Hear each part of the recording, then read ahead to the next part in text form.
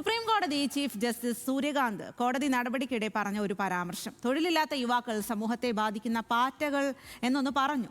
തൊഴിലില്ലായ്മ, ചോദ്യപേപ്പർ ചോർച്ച തുടങ്ങി യുവാക്കളെ ബാധിക്കുന്ന നിരവധി വിഷയങ്ങളിൽ പൊറുതിമുട്ടി നിൽക്കുന്ന യുവാക്കളുടെ ശക്തിയാണ് പിന്നെ രാജ്യം കണ്ടത്. ആം ആദ്മി പാർട്ടിയുടെ മുൻ സോഷ്യൽ മീഡിയ സ്ട്രാറ്റജിസ്റ്റും ബോസ്റ്റൺ യൂണിവേഴ്സിറ്റി വിദ്യാർത്ഥിയുമായ അഭിജിത്ത് ദിബ്കെ തുടങ്ങിയ കോക്രോച്ച് ജനതാ പാർട്ടി ഇപ്പോൾ രാജ്യമെങ്ങും വലിയ ചർച്ചാ വിഷയമാണ്. BJPയേക്കാൾ ഫോളോവേഴ്സ് ഇൻസ്റ്റഗ്രാമിൽ. അതോടെ പൂട്ടിടാൻ ശ്രമം.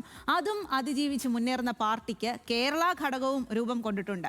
ജെൻസി വിപ്ലവം പോലെ രാജ്യത്തും CJP പടരുമോ എന്നതാണ് ഇപ്പോൾ ഉയരുന്ന ചോദ്യം.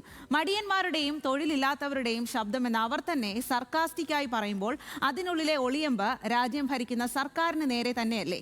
നമ്മുടെ ജെൻസികളോട് ചോദിക്കാം, CJPയോടുള്ള അവരുടെ കാഴ്ചപ്പാട് എങ്ങനെയാണെന്ന് കുറച്ച് ആളുകൾ പ്രതികരിച്ചിട്ടുണ്ട്. നമുക്ക് കേൾക്കാം.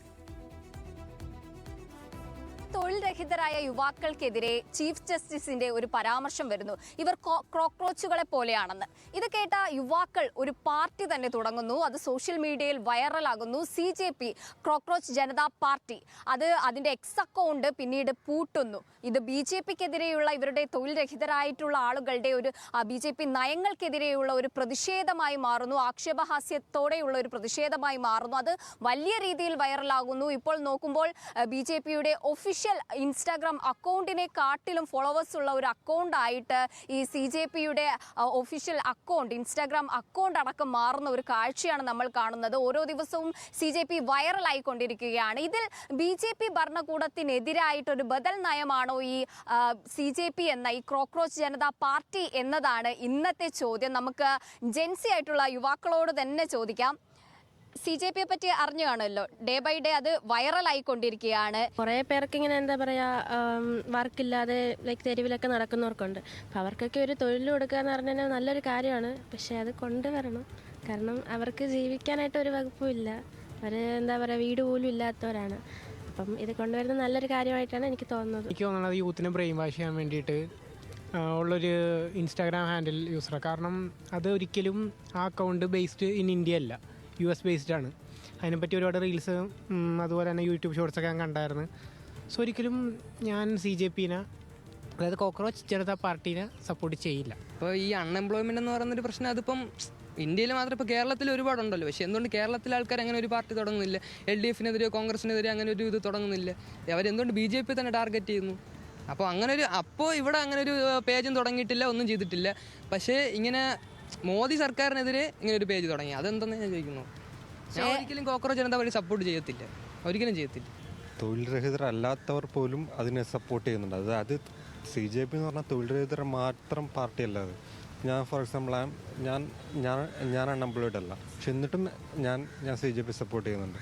അതിൻ്റെ കാരണം എന്ന് വെച്ചാൽ അതൊരു BJPക്ക് ഓൾട്ടർനേറ്റീവ് ആയിട്ടാണ് CJP കാണുന്നത്. യുവാക്കളെ പരിഗണിക്കാത്ത ഗവൺമെൻറ്റാണ്. ആ ഗവൺമെൻറ്റിനെ സപ്പോർട്ട് ചെയ്ത് കണ്ട് ഇങ്ങനെ സുപ്രധാനമായ നീതിപീഠം തന്നെ യുവാക്കൾക്ക് ഇങ്ങനെ എതിരെ എന്ന് പറയുന്നത് വളരെ മോശമായി.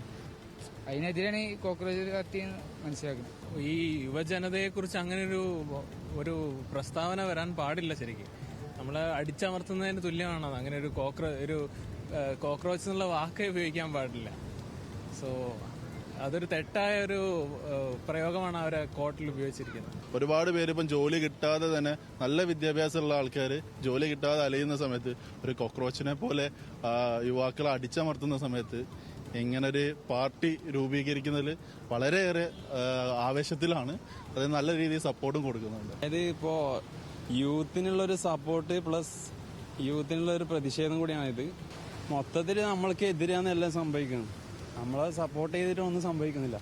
അപ്പം നമുക്കെതിരെ പ്രതിഷേധിക്കാൻ നമ്മൾ മാത്രമല്ല. ഇപ്പോൾ അങ്ങനെ നോക്കിയാൽ ഇത് ഒരു പാർട്ടി നല്ല തന്നെയാണ്. വന്നതിപ്പോൾ നല്ല കാര്യം തന്നെ. അതിപ്പം നമുക്കിപ്പം മെയിനായിട്ട് ഇപ്പം ഈ പറയുന്നത് ഇപ്പം നമുക്ക് ജോലിയില്ല. ഈ ജോലിയില്ലാത്ത കാര്യങ്ങളെ കുറിച്ചാണ് മെയിനായിട്ട് ഈ ഒരു കാര്യത്തിൽ കൊണ്ടുവന്നത്. ഞാനും കൂടുതലും ഇതായിട്ട് ഞാൻ അന്വേഷിച്ചു പോവുക. ഇങ്ങനെ ബ്ലോക്ക് ചെയ്തിട്ടൊന്നും കാര്യമില്ല. യൂത്തായിട്ട് പിന്നെയും ഓരോ ഇൻസ്റ്റ ആണെങ്കിൽ വേറെ അക്കൗണ്ട് പോയി, വേറെ പ്ലാറ്റ്ഫോം പോയി, ഓരോ ഇതിൽ നമ്മൾ ഇപ്പോഴും പ്രൊട്ടസ്റ്റ് ചെയ്യും.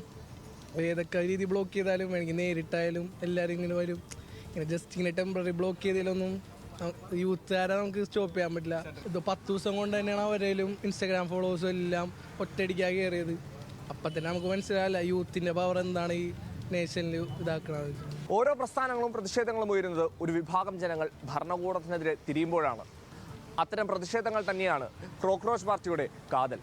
വിവിധ ബ്യൂറോകൾക്കൊപ്പം ഇസത്ത് സുൽഫിക്കർ, ന്യൂസ് മലയാളം.